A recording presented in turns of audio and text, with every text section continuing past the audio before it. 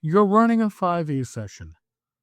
The party is level 7, and they've basically become unkillable superheroes. You spend 3 hours prepping this elaborate dungeon. But the moment they step through the stone archway, the game part of the game just evaporates. It becomes a series of disjointed skill checks. I roll investigation, I roll perception. There's no tension, there's no sense of time. It's just a boring walk from one combat encounter to the next. You haven't failed as the DM. The system just stopped giving you the tools to track the most important resource in the hobby: time. Today, we're going to fix that. We're going to reach back to the 1981 BX rulebooks, which, for those who don't know, I keep at my desk for reference. Those are the originals.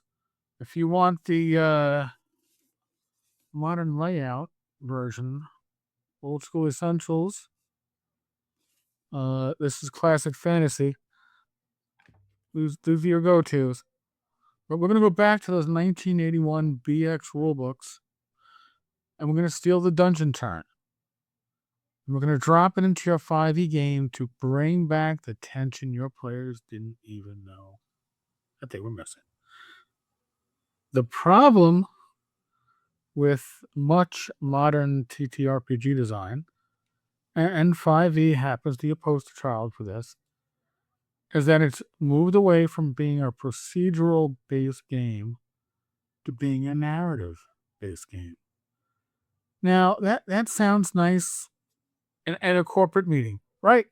But in practice, it means the referee is winging much of the session. In BX, we don't wing it when it comes to how long it takes to search a room. We know exactly how long it takes, one turn. 10 minutes of game time.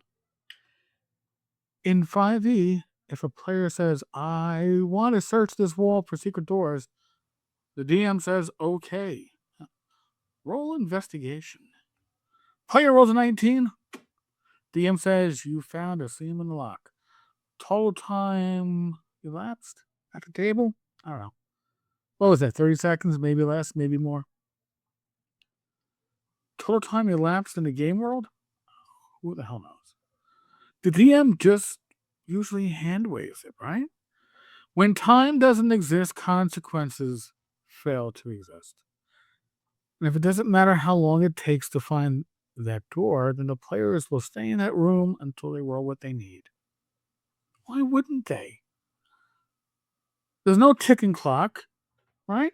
By bringing back the strict 10-minute turn, you're not adding, I don't know, DS to your game. You're adding structure. It isn't unnecessary crunch.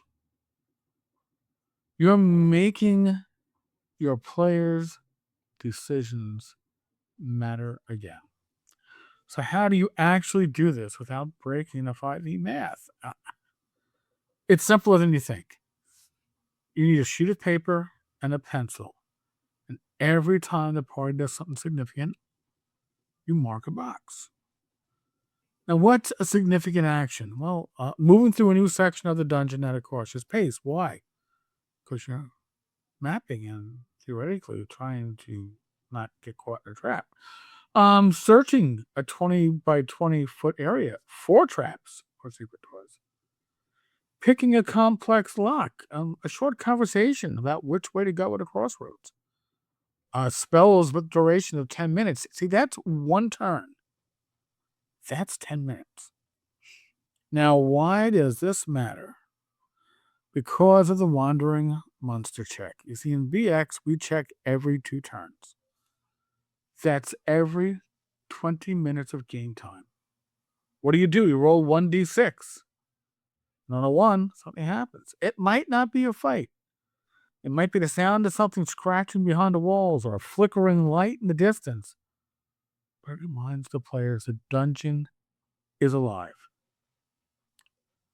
In 5e, random encounters often feel like a waste of time, that they were filler, that they're a speed bump on the way to the big bad evil guy. But when you use a dungeon turn, the random encounter is the punishment for indecision. If the party stands in the hallway for 20 minutes arguing about who gets the +1 longsword, they've just triggered a check. They are literally buying that argument with the risk of a wandering monster. There's another one. In BX, you have to rest for 1 turn out of every 6, which means on the 6th turn, you should be resting for 10 minutes. If you don't, you take penalties. Now, 5e does have an exhaustion mechanic, but I've talked to 5e players, and it's rarely used unless, I don't know, trucking across a desert or a frozen tundra, and how often does that happen, right? It's not a rule that gets used. But if you use the dungeon turn, the rest becomes a tactical choice. Do we push on into the next level of the tomb, or do we take our mandatory 10-minute breather now? In 5e terms, this is the perfect moment for a short rest. I'll even say maybe you got to rest for 10 minutes every hour, and on that 6th hour, you fulfilled your short rest responsibilities. If they refuse to rest, give them disadvantage on the next initiative roll or the next physical save until they rest. Whatever works best at your table. It's not about being mean. It's about modeling the reality of 4 or 5 people carrying 60 pounds of gear each through a damp, dark hole in the ground. And then, of course, we need to talk about the light cantrip and dark vision. And I know, again, I've talked to enough 5e players that everybody has dark vision, right? It's a trope. It's a meme. I have dark vision. But dark vision in 5e is in perfect sight. Infravision in BX is in perfect sight. It's dim light in total darkness. And that means, in 5e terms, it's a disadvantage on perception checks. When you track time with turns, the light source matters again. Torches last 1 hour. That's exactly 6 turns. If you aren't tracking turns, you're just winging it.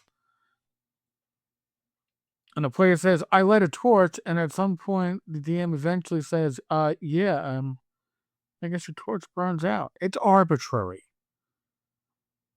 But if you have those 6 boxes on your paper, you check the last one, and the party's in the middle of a flooded chamber, and then the torch starts to flicker and sputter as it's getting to the end, and suddenly the fact that the cleric has a light cantrip actually feels like a lifesaver rather than a utility chore. Now, before we get into the actual cheat sheet for how to run this tonight, got a little, what do we call it? Like timekeeping I got to do here. First thing is, this is a bonus collab with DM Angelo. He's doing a similar video, but from the perspective of a 1A DM. And in the case here, I want to give a massive shout out to the Tavern's minions. These are the members and supporters of this channel. We have over 275. That means that our live streams are going to be ad-free going forward. These are the people who realize the old ways of running games still have a lot of life left in them. If you are tired of the corporate way of running games and you want more of this practical, tabletop-focused advice, hit the subscribe button. Consider joining the community. As I record this, some people are finding that their first month of membership is free. Your mileage may vary. There's a seat at the bar for you. And if you would like to, there'll be affiliate links for the PDFs of this book and the BX books in the show notes so you can see these procedures for yourself. But let's get practical.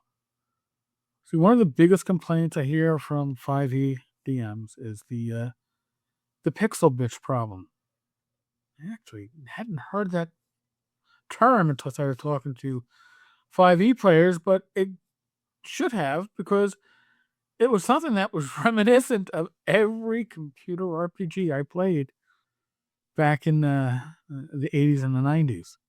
You got to find that one miscolored stone on the wall so I can open up the secret door, or a pain in the ass. But a player says, I search for traps, and the DM says, roll. And the player rolls low, and the DM says, you don't find anything. And the player goes, I will search for traps again. I will find that pixel. Without time consequences, it's a loop of failure. This kills the game.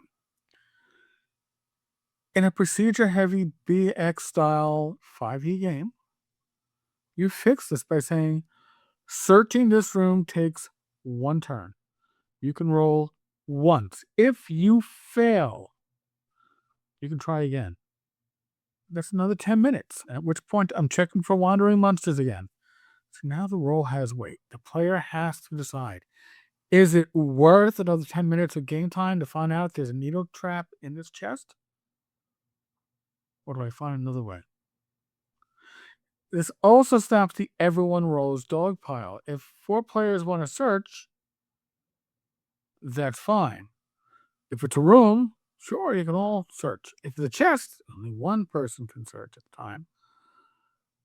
But they can all search after each other, but then that's 40 minutes if it's 4 characters. That's 200 monster checks. So stop winging the consequences. Let the clock be the bad guy. And no, you don't need to announce there's a system change to your players. You don't need to hand out a 20-page house rule document unless you're Joe the lawyer. But hey, you can ask Joe about that on our Sunday night live streams, first and third Sundays of the month, 9 p.m. Eastern. See, next time your players enter a dungeon, draw your boxes, 6 per hour. Narrate the time. That search took 10 minutes. Mark off a box on your torch sheet, and I'm rolling a die. This has been the second 10-minute time. Respect the results. If a wandering monster comes up, don't ignore it because it's inconvenient. It's the engine of the game. What you're going to find is that the slog disappears and that the players start moving with purpose.